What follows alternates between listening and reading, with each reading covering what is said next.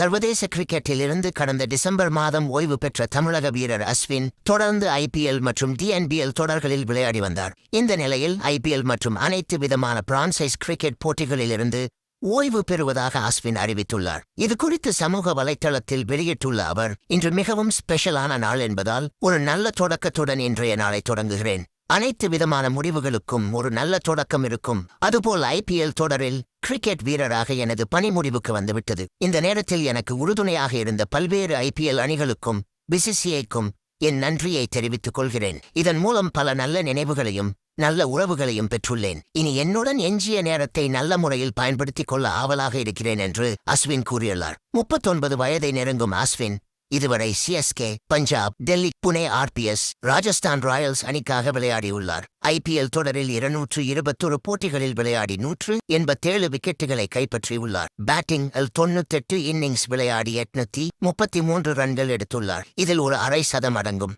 தற்போது ஐபிஎல் போட்டிகளில் இருந்து விலகியதன் மூலம் உலகில் நடைபெறும் மற்ற லீக்கில் அஸ்வின் விளையாட முடிவு எடுத்துள்ளதாக தெரிகிறது.